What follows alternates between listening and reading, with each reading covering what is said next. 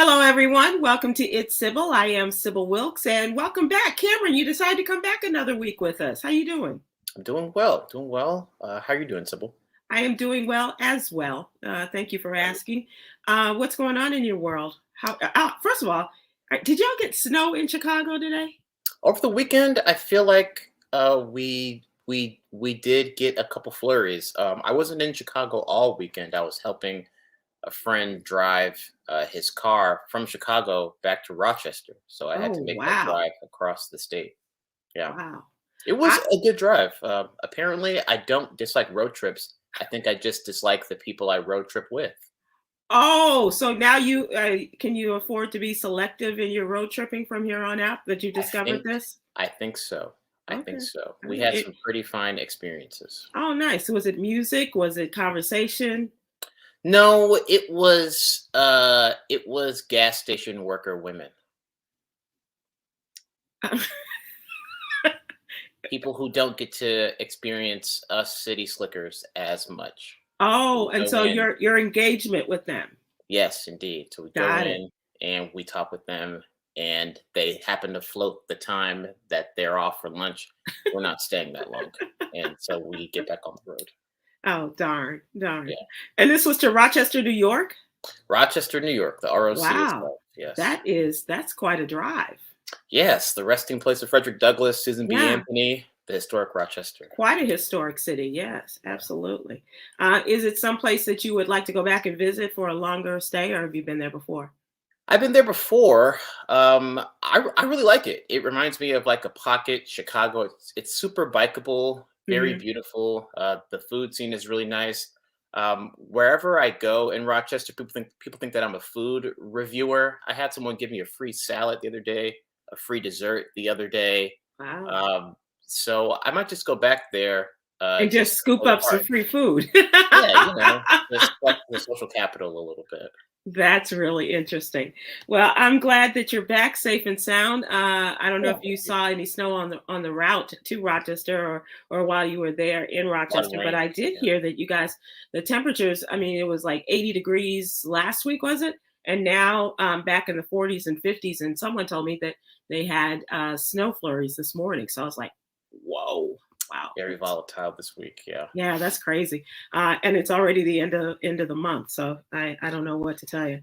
It's turned cooler here, and it has rained, but we haven't gotten anywhere near that. With temperatures, perhaps have gotten a little bit lower, but I was out today, and it was still like it was still about 70, 75 degrees, overcast, so Oh, it was a cool day. Not bad nice. at all. We do not have your cohorts, Damon Williams nor Ahmed Gordon. Ahmed had family things, kids playing soccer today, so he'll be joining us later, as well as our special guest. His name is Mr. Michael Pratt, and we're going to be talking about environmental racism and also in conjunction with Earth Day, which we observed last week. And you wrote an article about that in the What You Need to Know newsletter, so we will talk about that as well. Um, I can't think of anything else I wanted to talk to you about. I did want to get the lowdown on where you've been and what you've been doing. So let us move forward to the What You Need to Know newsletter. Okay. And Karen, speaking of which, let's talk about your story, in which you do talk a little bit about the history of Earth Day. And for people who don't know, this is almost a 50-year-old phenomenon, maybe 60-year-old day that's celebrated around the country, and it started in the 1970s. What can you tell us? Yeah. So, well, this is really interesting for me because there's a lot about Earth Day that I did not know. Oh, okay. Um, yeah, apparently, Earth Day is one of the most sort of organized around holidays. The most organized around days of action. The first Earth Day saw about 20 million or so people, 10% of the world's population. And of course, the first Earth Day came against anti-Vietnam sentiment, and of course during the advent of the hyper industrialization across the United States. Activist Dennis Hayes is the one who created Earth Day, which was a which was a bipartisan effort across the aisle. And the first Earth Day gave birth to the Clean Air Act, Hmm. the Education Act, and many others.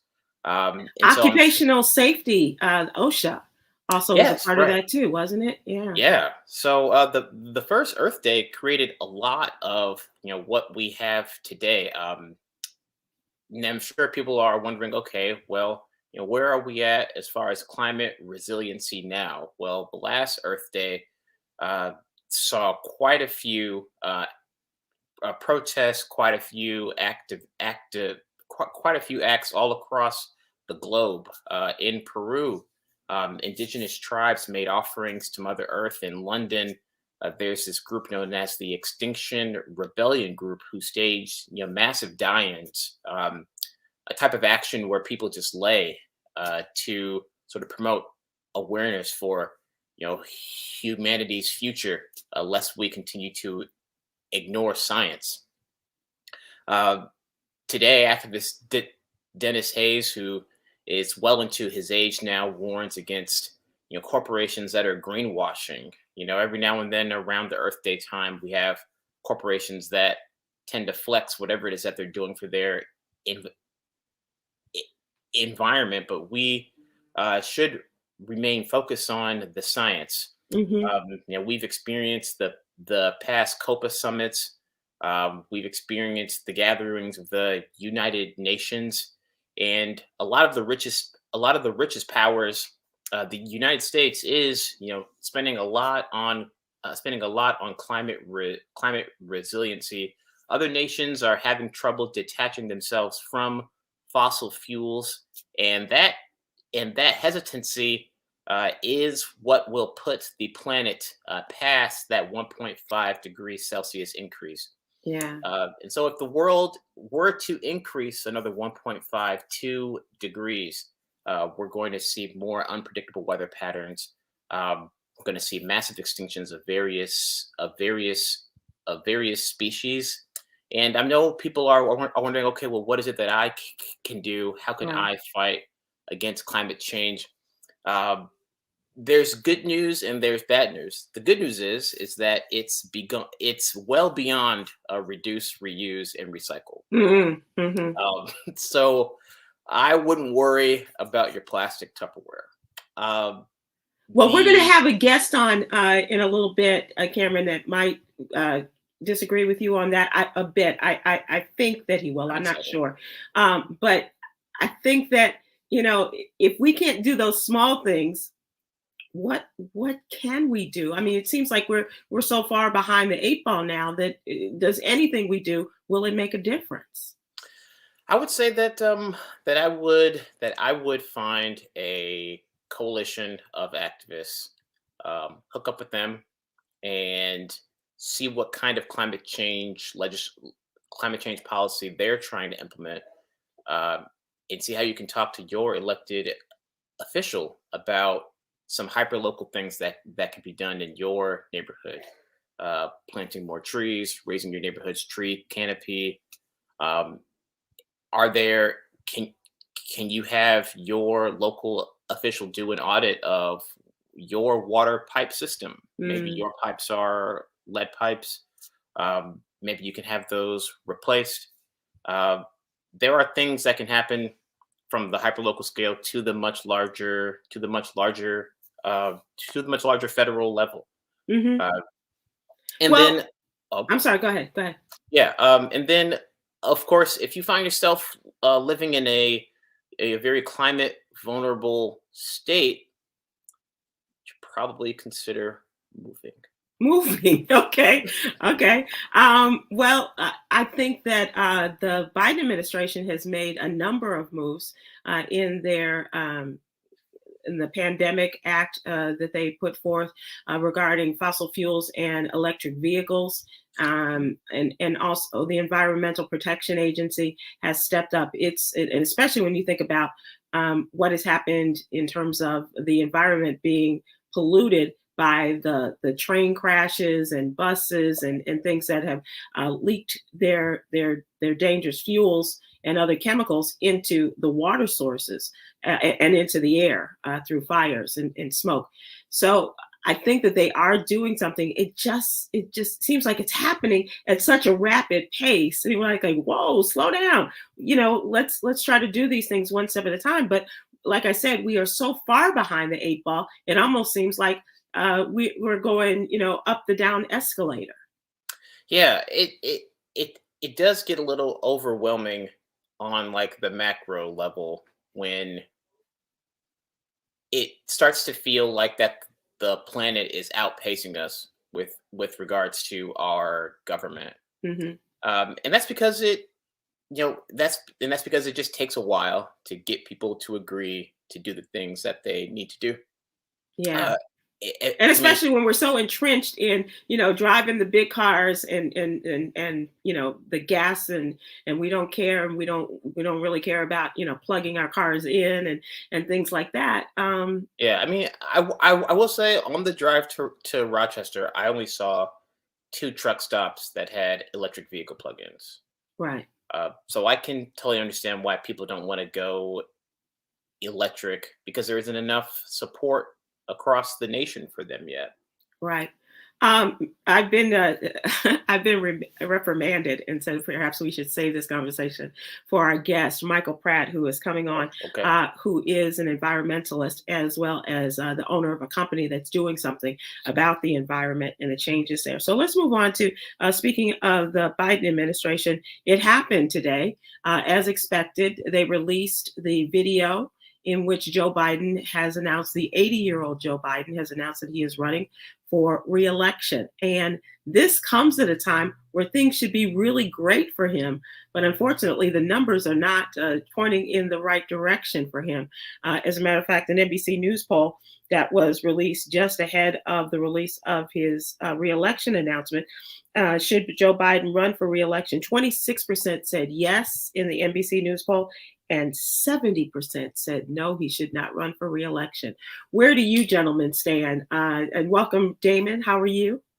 Fantastic. Hey, what's up? How you doing, Cam? Hey, What's up, Sybil. Damon? Hey, darling. We're talking about the newsletter and the fact that Joe Biden made it official with the putting out of his announcement that he, yes, although it's really anticlimactic because for months they've been talking about it, he just said, I'm going to run again. I'm just not ready to formally announce it. Well, the formal announcement came today, along with the fact that Kamala Harris, the current vice president, will run with him again in this next round. And it's presumed that Donald Trump will be his Republican opposition. What do you think there, Cam? I mean, I've been covering Joe Biden like personally for like the past 4 years. Yeah. So I think that he's done like a lot, and he has those relationships to get people on the other side of the aisle to do stuff. It's the sort of just like the hyper tense, like adversarial culture of the political climate isn't necessarily his fault. Right. Um, it's the other guy's fault. and that's just politics, right? Right. I think Biden's got a great shot for another 4 years. Sure, his age is like a bit of an issue. I think Joe Biden at this point is just like on autopilot. Like I don't even think that like he's like even all there. It's just his magnificent team of people that are writing these things and driving these issues forward. So I'd say that he's got a good shot. And if anyone who like doesn't want to see him, then you put forth a better candidate who's like not Pete Buttigieg. Like, give me somebody else. Yeah. Who is it? If it's not Kamala Harris, and a lot of people, like her love her on our part, or not so much. There's a large group of people that don't like her and don't feel her as the next person to step into the role as president. Pete Buttigieg has been out front as Secretary of Transportation, and others want the job. Elizabeth Warren wants the job. Bernie Sanders wants the job, but they are being respectful of where and who Joe Biden is and where he stands in the great political sphere, and God willing, they'll live to have their turn in another 4 years or 5 years from now. What do you think there, Damon? It's such a tricky position because depending on who the actual nominee is, presuming it's Trump, I don't think Joe Biden will beat Trump again, and that's unfortunate if he gets in, because I see a lot of little inklings in social media with African Americans hearing these little different sound bites from Trump recently that people are posting and reposting. And I'm like, why are y'all doing this? Y'all don't understand the rest of the things he said, or probably the worst things that he said in that same speech later. Right. Yeah, the snippets, right. And it can do a lot of damage. Yeah, what we don't have is a viable candidate being groomed. And I said this when Joe won. When he won, I said we need to start grooming the next candidate that can defeat the Republican nominee. And I didn't think Kamala was ready yet. So I think if they put together another ticket, a dark horse and a sleeper who has not said he's going to do it, but just might, and was in Washington recently, is our governor of Illinois. Pritzker might run. I don't think he will. Yeah. I respectfully disagree. I think that everybody who wants to run, they have so much respect for Joe Biden and what he's doing, and don't want to derail his planning and where he's going there, and to give the opposition a chance to win. Yeah, but numbers don't lie, and if he's doing this poorly now, as he gets older, and if he falls up one more flight of steps, it's a wrap, or misidentifies another person, or spike. Yeah. It could go either way. So I just think there needs to be a plan B in place. I mean, Joe is doing an adequate job from what I can see. We haven't fallen off the planet, but there's inflation, there's gas prices and things. And these are things that Trump predicted would happen if Joe Biden won. He said there'll be a war. He said that this, that, and the other. And I'm not a Trump fan at all, not to say, but we have to face the reality of his base is still upset about the last election. Unless something major happens to derail him, then Joe has an uphill fight. And Joe's performance, not just in numbers and polls, but as a human being, has to be evaluated between now and 2024. So run, Joe, run. That was my favorite show as a kid. Well, a slow trot, Joe. That's the other thing. So please don't run. Whatever you do, don't get on the bike. I think it's really interesting, and I think that everybody's kind of holding their breath for the next Damon.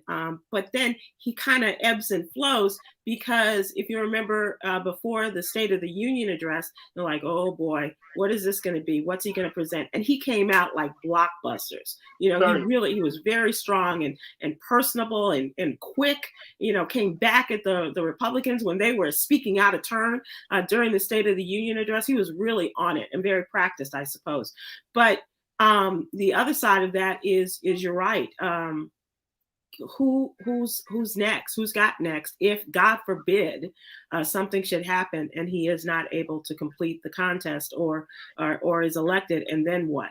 Then what do we have? And even if we're not wishing ill of Joe at all. No. If he does not become the nominee, and we do have Kamala, who is her running mate? Is she the top of the ticket? Is she once again the vice president?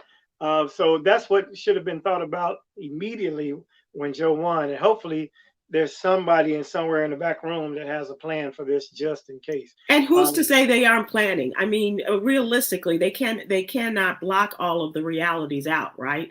Maybe Right. This discussion has been had, but if I was Kamala Harris, I was like, hey, I'm vice president. I should be the one. And logically speaking, that is true. But if you're going to be honest with yourself, are you ready to be president? And, have you, he has, and I say he, as president, has put her in positions to engage her portfolio, as a geopolitical expert in terms of politics in Africa.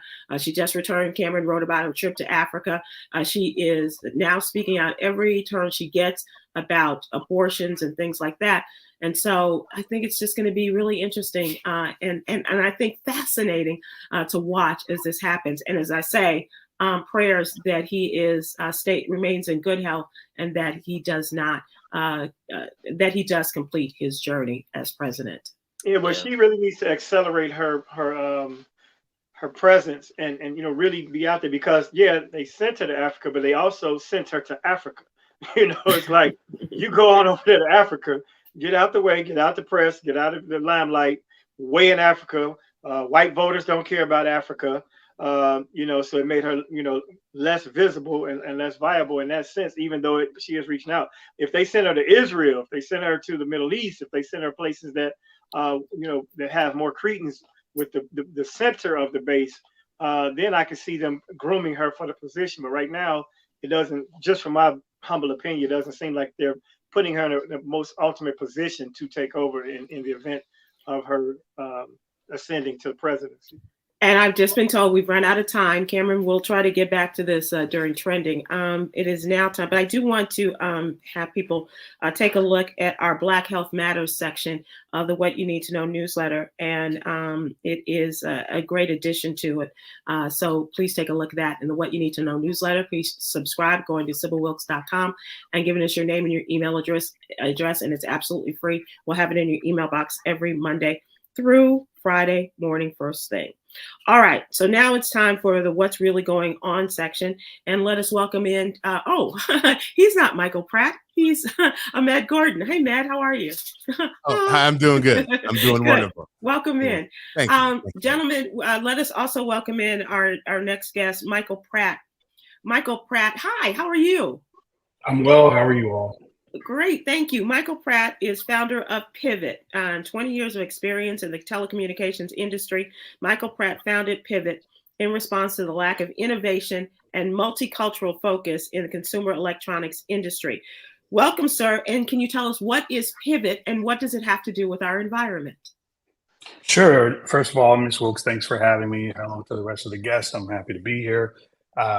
You guys have had a pretty lively conversation. I was sitting in the back, like, I wanted to get in and chat with Mr. Riley. I'm actually probably riding alongside with him. I'm not in opposition with him. I think in general, there's a lot of opportunities to react and respond to what we're dealing with from an environmental perspective. And that's part of one of the things I've tried to go forward with Pivot. And to answer your question, Pivot, we've been around since 2018. You already mentioned I've been in the telecoms industry for 15 plus, almost 20 years. And the purpose for Pivot was I've brought multiple brands to market. I've done quite a bit in the industry, never saw folks that look like myself in the boardrooms, And so with having had experience and now relationships, I decided it was an opportunity for me to create a brand that spoke to us, that spoke to opportunities that are not being taken advantage of in the market. As an example, African Americans are trending towards having a $2.1 trillion spending capacity, but most tier one retailers do not talk to us directly. Target is absolutely moving in that direction these days, but the rest don't. So part of what I've tried to do with Pivot is to create a brand that understands and is culturally aware, authentic, and is out in the market providing legitimate competitive product and opportunities. Right now, we manufacture mobile accessories because my primary experience has been in telecommunications, and looking into it and why I even name the company Pivot is, by definition, pivot means the point in which something turns. Mm-hmm. And so what we are trying to do is make pivots in everything that we do. I don't consider myself exclusively a consumer electronics brand. We are a solutions-driven company. My team is here with me working on, we look at problems and then try and identify solutions for them. Our first challenge was looking at eco and sustainability narratives within the telecoms and mobile industry. And so we spent 3 years, my chief technology officer, Will, put together the concept and what I call the recipe that we were looking for, and worked with some material engineers and chemical engineers, and developed a additive that enables plastic to rapidly degrade when it's introduced into nutrient-rich environments, i.e. landfills. 90% of plastic in North America is thrown away. I'm about to hit my 50s, but in my lifetime, reduce, reuse, recycle was pushed from childhood to now. 90% of plastic ends up in landfills. So what we decided to do, that's the problem. So we call it the 90% solution, and it's called self-cycle. So our additive and our technology, we call it self-cycle. And the idea there is if recycling's not available, or you choose not to, you forget not to, or you do what we now normally do now, which is throw 90% of our plastic away. If you choose not to do the right thing, or you actually, whatever your cause, when that product does end up in the landfill, as 90% of it does, the additive in our plastic will allow that product or plastic to rapidly degrade or be consumed by decay agents present in the landfill. And even more so to the greenwashing point that Khameron brought up, we are not a greenwashing company. Everything we do is able to be tested. Our claims are third-party tested. We work with a company called Intertech. It's a global testing facility larger than Underwriters Limited, the UL, and we receive their Greenleaf certification. It is the highest certification they provide for indicating the level of biodegradability. My plastic, when introduced to a landfill or a nutrient-rich environment, will degrade at 99.999 infinity % between 3 to 5 years. And so that's the phone case, right? That's the plastic. So whether I'm using it to make a phone case, or we've now introduced charging products, all of our products, all the plastics that we utilize right now will rapidly degrade in nutrient-rich environments. The charging cords too? So the plastic, we have something we call full cycle. So we provide consumers the opportunity to come to our website. If you buy a charging product or a cable from us, you can return it to us free of charge. We have it's called reverse logistics, but we have put together a system where when it comes back to our warehouse, we first do a QC and test. If it's still viable product, and we break it down, our products are developed so that it's quick or rapid disassemble. So the plastics can be taken off the components on the inside. Plastics then can be ground and reused, or we can toss them, which it's okay because when they go into landfill, they are consumed in 3 to 5 years. The internal components, if they are not able to be reused, we've partnered with a company called Retek, R-E-T-E-K, global company, who have been building an industry around capturing plastic, or not plastic, but metals and minerals and so forth in consumer products, and figuring out how to break them down or reuse them in second cottage industries. The point of all of this, and I think this again follows with what Khameron's been talking with you on, is like, I believe there are multiple ways to combat climate change and multiple ways to combat, environmental racism, combat the political system that's moving so slowly. I believe that the private industry is capable of providing the solutions and answers, and then it takes folks like us to take the lead to make sure that those answers also are suitable and catering to us.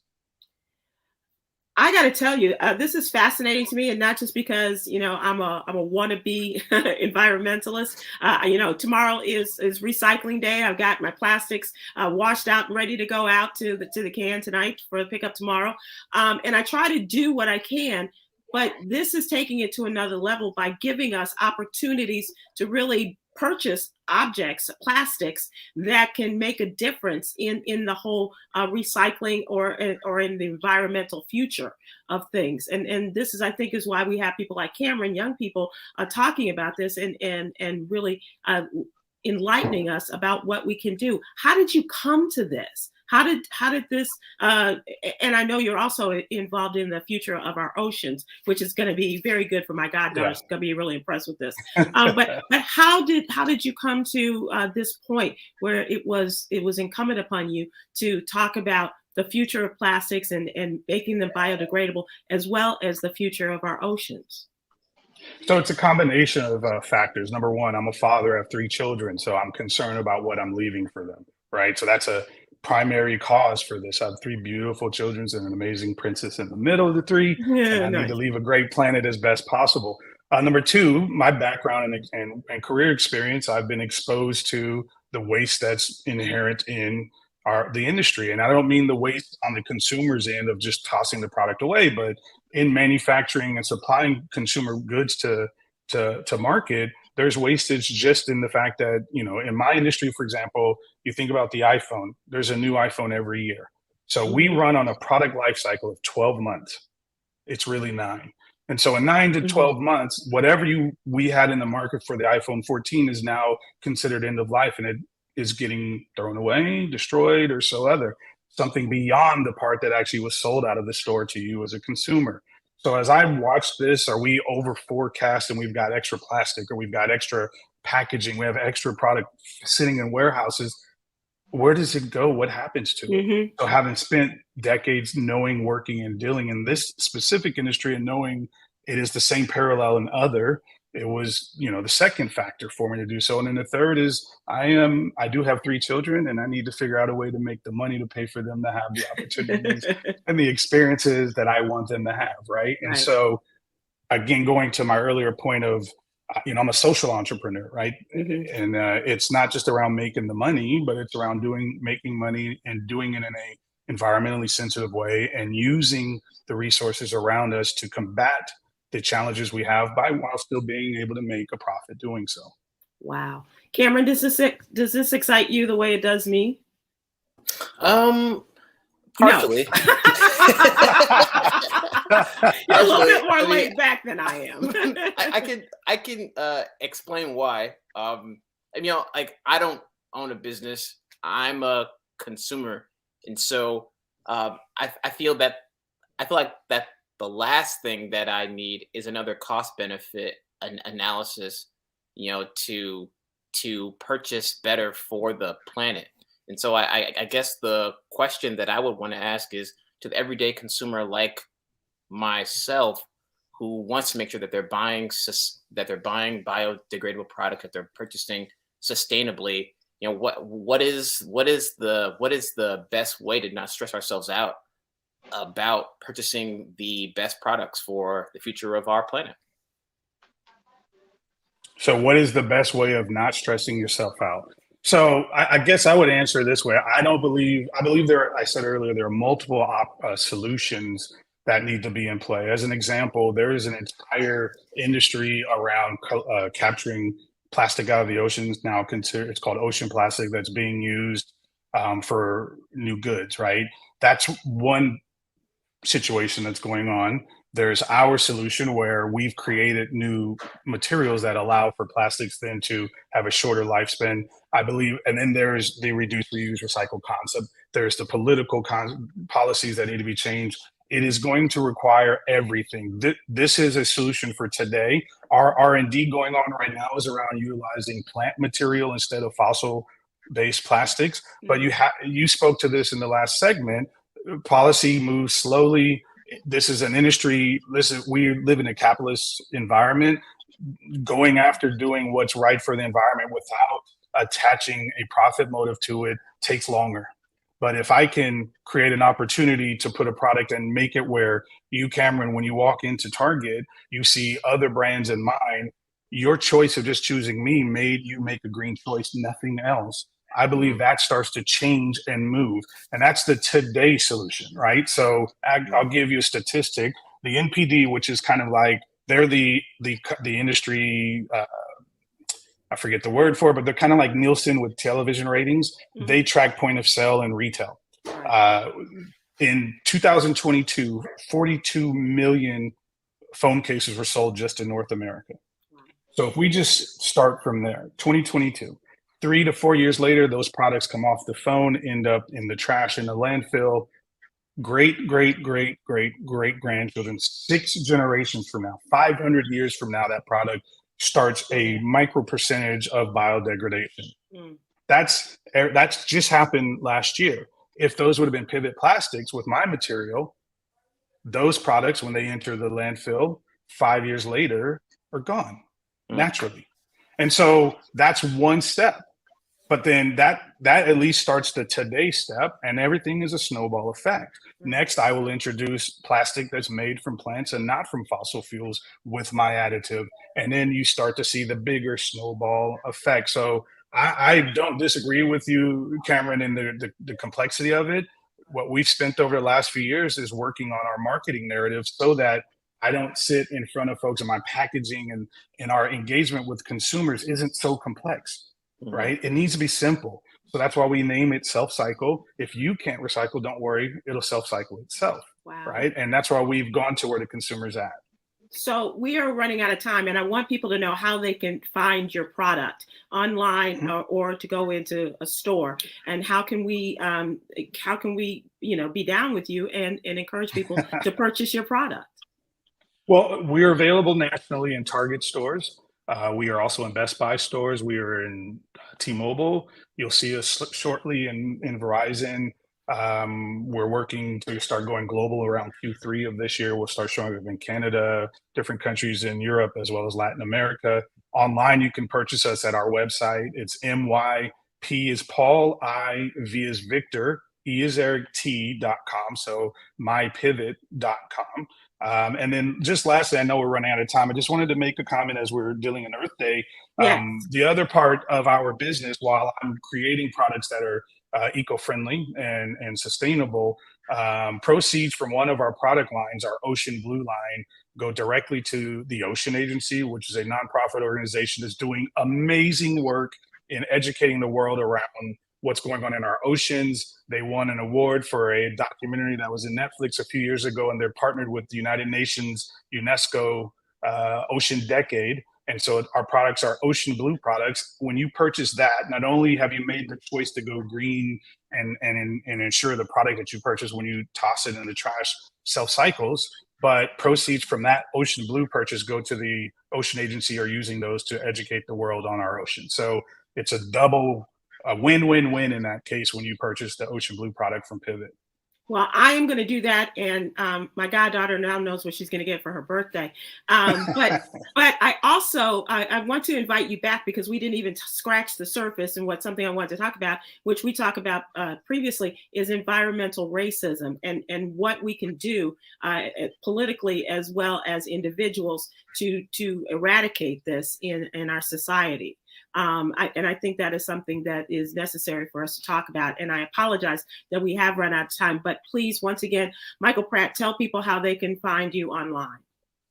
Again, come to our website, www.mypivot.com, and we spell pivot phonetically, Pivet. You look for the upside down E.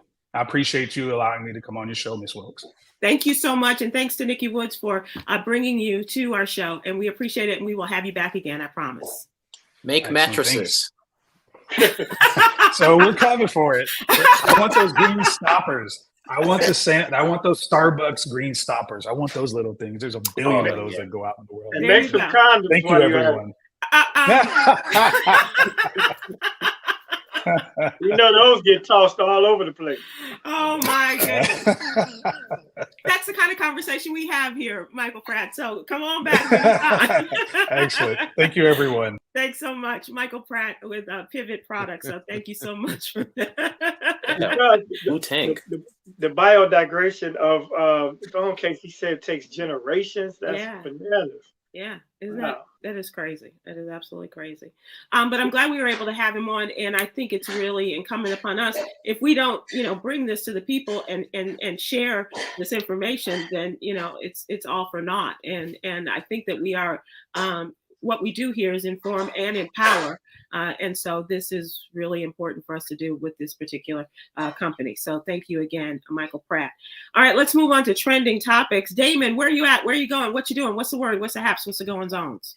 The weekend is here for Sherry Shepherd to come to Rideau. I got my ticket. Yeah, good thing, because there are not many left, man. And I would look out for you, but it's bananas. So Sherry's coming this weekend. I was supposed to be in Atlanta, but I switched my date so that I could be home for this. It'll be a fantastic situation. Is this Friday and Saturday, or just Saturday? Yes, two shows nightly, Friday and Saturday. And then I just announced my residency for the summer at the City Winery is on sale now as well. So June, July, August, I'll have a show once a month with live bands and DJs and all that. So other than that, that's what I'm really excited about. I'm excited for you. And this is also the residency. Does that also coexist with the Martha's Vineyard Summer Festival? Yeah, I'll work around Martha's Vineyard. So I'll come back the week the festival ends in August is when I'll be at City Winery. So it's June 14th, July 20th, and August 22nd. Those 3 dates are on sale now. And I'm not just doing stand-up. I'm going to have other guest comedians. I'm going to have a live band, DJs. It's gonna be an extravaganza: food, wine, libations, fun, summertime on weeknights at that. It'll be like a Wednesday or a Thursday, so it's a break Oh, up the nice. stress in the middle of the week. The August show will be an all-white affair. So it's a lot going on. I'm looking forward to it. I am so excited. That's great. You Absolutely should great. come. Here. I plan to. I absolutely plan to. And also, it takes me back to like a Bernie Mac production. You know, with the music and the comedy and the people and the fun and the food and everything. So it's great nostalgia too. Absolutely. So DamonWilliams.com. You can see that there on the screen where you can get more information. Sad news to wake up to today. Oh, actually, I woke up and then the news. Then I went back to sleep and then got the news about the death of Harry Belafonte at 96. Just an incredible life. I did the story on his life for tomorrow's newsletter, and there's some things that I didn't know, and I always like to learn something. 3 things I like to do every day: that's to laugh, a great cup of coffee, and to learn something new. So I've had the 2 of 3. Actually, the laughter, thank you, Damon, and the cup of coffee, not so much. But Harry Belafonte was the man. Yeah. Absolutely. He was really the man. I mean, not only did he born to Jamaican parents, Med. He was raised by his grandmother in Jamaica, came back over. He was born in Harlem, went to live with his grandmother in Jamaica while his parents were working as a chef and as a housekeeper. He came back here to go to high school and left high school, graduated, and went into the Navy and served in the Pacific Theater during World War II. After that, he was working as a janitor. He, as a tip, they gave him tickets to American Negro Theater ensemble show, and that's where he fell in love with the arts. He was already a singer, and so he got involved with that. He was just shy of what they say he's an EGOT. He was the first Black person to receive an Emmy. He's received several Grammys. The Oscar was the honorary award that was given to him, the Jean Hersholt Award, by the Motion Picture Academy a few years ago. And the Tony he got, that was his first time out, his first play in 1954. And he never forgot what his mother told him about doing something about injustice in this world. And that's it. And that's what compelled him to get involved in the civil rights movement, and was the right-hand man in many respects, and brought a lot of celebrities to the civil rights movement, and in working with Dr. King. Just an amazing life. And we would all do well to follow along those footsteps and those blueprints that he left for us to do that kind of thing. Just an amazing man. I had the opportunity to meet and open. That's what I was going to ask you. Yeah, and it was bananas. So it was an outdoor concert in Wisconsin. It was me, him, and the Braxtons. Okay, it was all over the place. So it was a bunch of older white people. They have never heard of the Braxtons, never heard of me, Harry Belafonte. He's a little older, but when he arrived, he didn't know that I was on the show, and he came over to me. He had a whole entourage with him. He didn't send entourage. He came over to me and said, "Young man, I understand you're a comedian and that you're on this show, but no one got my approval to do this." And then he said, "But before we go any further, I'd like to know, have they paid you yet?" I said, "Yes, they paid me." He said, "Okay, as long as you got paid, I don't know how this is going to go either way, but I want to make sure you got your money." And for that giant of a man to come to me specifically and have that conversation with me about this incident before he went and checked these promoters was amazing. But also, I just learned today that he also kept up the life insurance policy on Martin Luther King. Yeah. And that's how they were able to provide her the check. So that was just one of his many things. And then, he was a great guy, just a great humanitarian, an awesome artist, and he lived a good long life, and glad to see a good one live as long as he did. Absolutely. And he was more than the Day-O man, Med, and that's how he became known in the music industry. The Banana Boat song, and even when he had opportunities in television, they were taken away from him because of the fear of integration by a lot of TV stations. You know, he had a deal to do a TV show, and Petula Clark, I don't know how many people remember her, but a white singer from the 60s. And she was supposed to be on the show, and there were some intimate moments and they're singing together, and they didn't want to see that happen. And so those were shelved. But he said, okay, fine, I'll just go make movies with my Black friends, and and just did that. You know what? The funny thing for me when it comes to Harry Belafonte is the same thing that happens to a lot of people my age, 80s babies, is our introduction to some of these people. Yeah. It's Sesame Street. That's it. Yeah. Yeah. Sesame Street was the first time I ever knew who Harry Belafonte was. And his songs were like the Deo song is a song that I heard as a child. Like my entire childhood, I heard the Deo song and Matilda and other things like that. So Harry Belafonte to me was just that guy that was the banana boat guy, but he was the guy that, you know, I knew my parents, Jamaican, you know what I'm saying? So I had that instant connection with him and sang all the songs I loved as a kid. So that was my introduction to Harry Belafonte. And then as I got older and then, you know, Black History Month and I do research on certain things and I find out all the things that he did in his life. When Damon says he lived a full life, it's you know, I was talking to somebody else, it's like, well, what did he die of? I'm like, the man was 96 and had a full life. His heart just stopped. Like, he's 96. Yeah. Full life. You know what I'm saying? Full life. Did everything, won anything you can think of. That man is just a treasure to history, man, because he did everything and had his hands in everything. So you know, big ups to big man. Absolutely. Yeah, and definitely his portrayal in those Cosby Poitier movies of I don't know if he was Biggie Smalls, whoever he was, whatever his character was. He mimicked Marlon Brando from The Godfather, so he did the cotton balls with the jaws and he transformed himself. So he was more than just a serious actor and a serious activist. That was a very humorous part, and he nailed it. So, man, God bless that brother. And speaking of which, Marlon Brando was a contemporary, and so he came into theater with guys like that and Tony Curtis and people like that. And when it came time for him to spread the word amongst the white entertainment community, he was the man that went out and said, listen, to Tony Bennett and all those other cats, you need to come check out this minister from Atlanta and hear what he has to say and what's going on in the South. And those are the ones that came along and said, okay, Harry, you got it. And they followed along with him.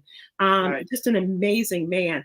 But I want to just repeat something that his mother said to him. She said, you know, never go to bed at night knowing that you have spent a day in which you have done nothing to try to change injustice. Wow. I include that in the story because I just think that is so powerful.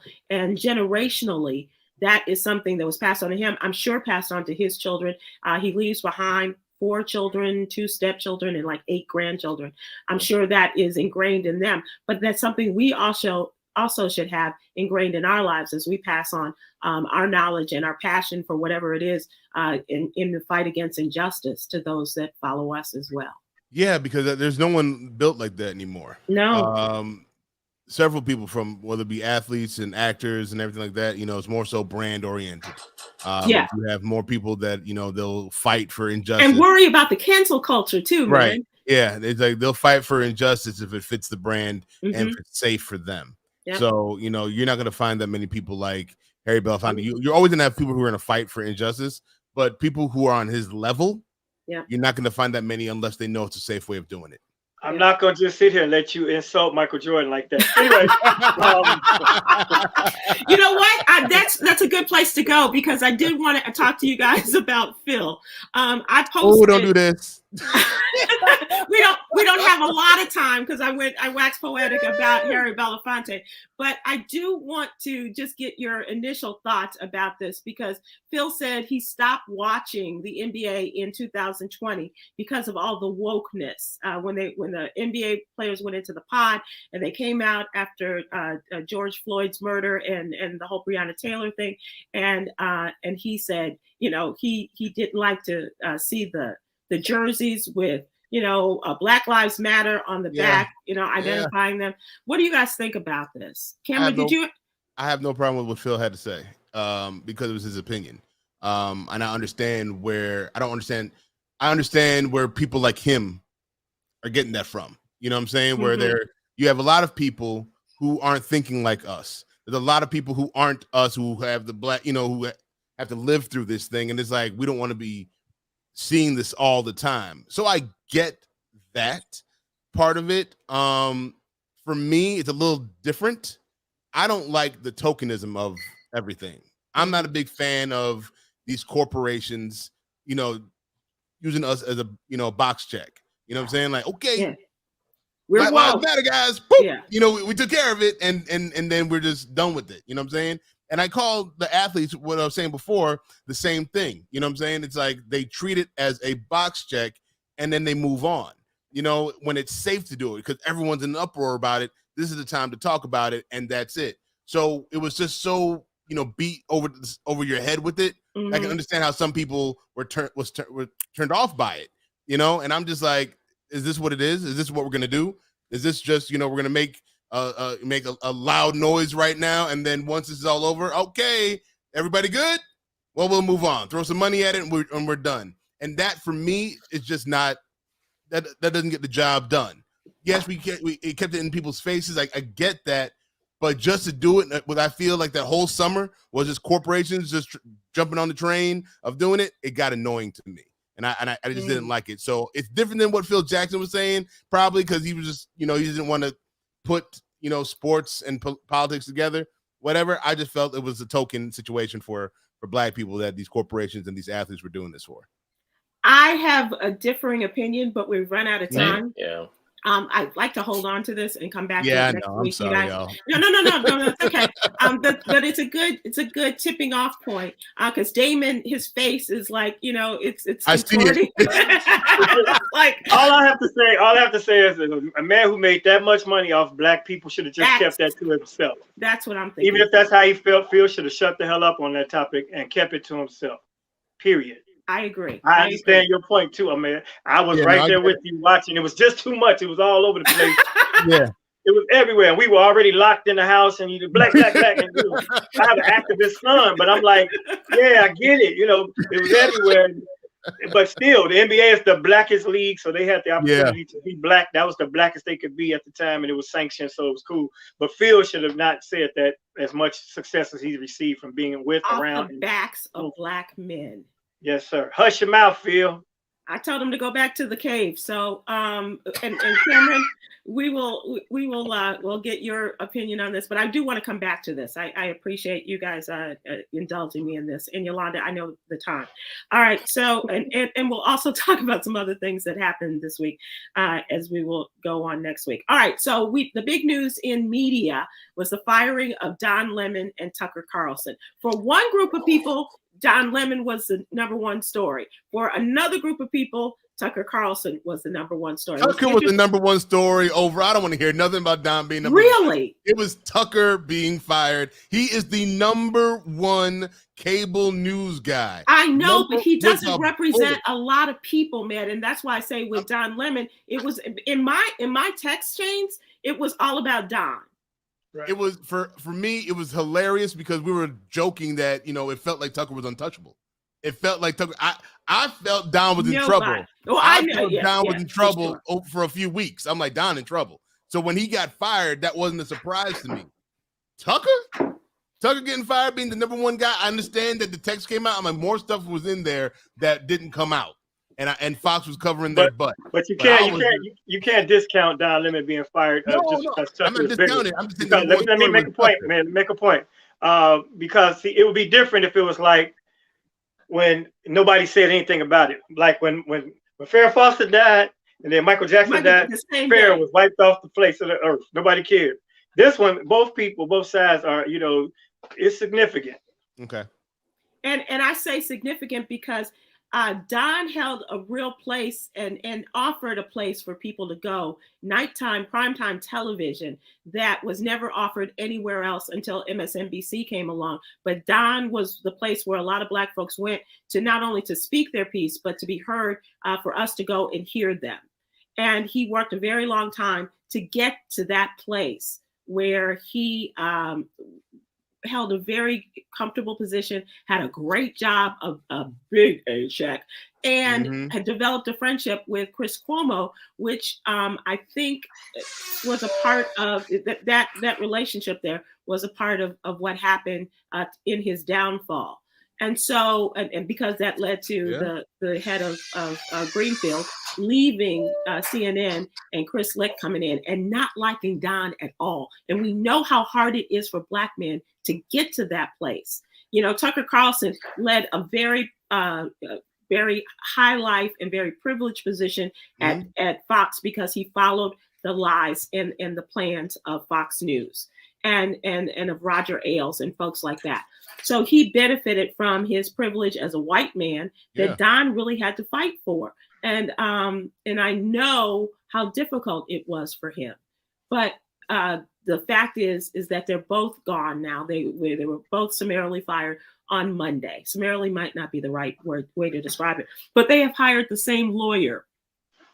Hollywood lawyer Brian Friedman has a track record of getting multi-million-dollar settlements for TV stars and represented celebrities like Quentin Tarantino, Julia Roberts, Seth Rogen, as well as Gabrielle Union. And so he also represents Chris Cuomo, who got a nice little Chris Cuomo. They're gonna get paid. This dude is loaded. This dude is so rich. Chris Cuomo is seeking $125 million for wrongful termination after he was fired in 2021. That lawyer, he's the Gloria Allred of these type of cases. Yeah. And there's already been said, an offer of a station said News Nation wants to hire them both. Yeah. And somebody posed the question. I don't know they can afford them. No, they can't. Somebody posed the question, what would be the name of their show? And I can't do it here. But. go to Damon's website, go to his IG, and he'll tell you that. Man, everybody's talking about Tucker and Don doing the show together, and the world will just explode. Sucker and Tucker.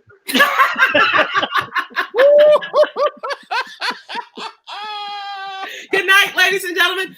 Before we leave, I do want to leave you with Yogi's Jewel, our daily inspiration. Calm down. It's not just a command for anxious children. It's more for angry adults. So all those you who are angry, we're not angry people. We're just having some fun and sharing some thoughts and observations. Calm down. That is how we will leave you today. Thanks, everybody, so much. Khameron, great job. Med and Damon, glad you guys could join us and be a part of the conversation. We'll see you all again soon. Thanks, Michael Pratt. Aloha.